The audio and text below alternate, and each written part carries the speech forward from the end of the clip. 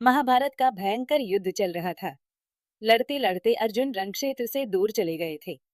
अर्जुन की अनुपस्थिति में पांडवों को पराजित करने के लिए द्रोणाचार्य ने चक्रव्यूह की रचना की। अर्जुन पुत्र अभिमन्यु चक्रव्यूह भेदने के लिए उसमें घुस गया।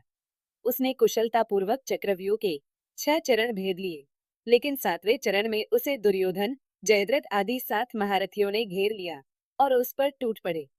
जयद्रथ ने पीछे से निहत्थे अभिमन्यु पर जोरदार प्रहार किया। वह वार इतना तीव्र था कि अभिमन्यु उसे सहन नहीं कर सका और वीरगति को प्राप्त हो गया। अभिमन्यु की मृत्यु का समाचार सुनकर अर्जुन क्रोध से पागल हो उठा। उसने प्रतिज्ञा की कि यदि अगले दिन सूर्यास्त से पहले उसने जयद्रथ का वध नहीं किया तो वह आत्मदाह कर लेगा। जयद्रथ भयभीत होकर दुर्योधन के पास पहुंचा और अर्जुन की प्रतिज्ञा के बारे में बताया। दुर्योधन उसका भय दूर करते हुए बोला, चिंता मत करो मित्र, मैं और सारी कौरव सेना तुम्हारी रक्षा करेंगे। अर्जुन कल तुम तक नहीं पहुंच पाएगा, उसे आत्मदाह करना पड़ेगा। अगले दिन युद्ध शुरू हुआ। अर्जुन की आंखें जयद्रथ को ढूंढ रही थी, किंतु वह कहीं नहीं मिला। दिन बीतने लगा। धीरे धीरे अर्जुन की निराशा बढ़ती गई। यह देख श्री कृष्ण बोले, पार्थ, समय बीत रहा है और कौरव सेना ने जयद्रथ को रक्षा कवच में घेर रखा है। अतः तुम शीघ्रता से कौरव सेना का संहार करते हुए अपने लक्ष्य की ओर बढ़ो। यह सुनकर अर्जुन का उत्साह बढ़ा और वह जोश से लड़ने लगे। लेकिन जयद्रथ तक पहुंचना मुश्किल था। संध्या होने वाली थी। तब श्री कृष्ण ने अपनी माया फैला दी। इसके फलस्वरूप सूर्य बादलों में छिप गया और संध्या का भ्रम उत्पन्न हो गया। संध्या हो गई है और अब अर्जुन को प्रतिज्ञावश आत्मदाह करना होगा। ये सोचकर जयद्रथ और दुर्योधन खुशी से उछल पड़े। अर्जुन को आत्मदाह करते देखने के लिए जयद्रथ कौरव सेना के आगे आकर अट्टहास करने लगा।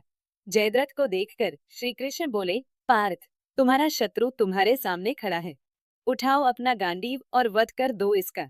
वह देखो, अभी सूर्यास्त नहीं हुआ है। ये कहकर उन्होंने अपनी माया समेट ली।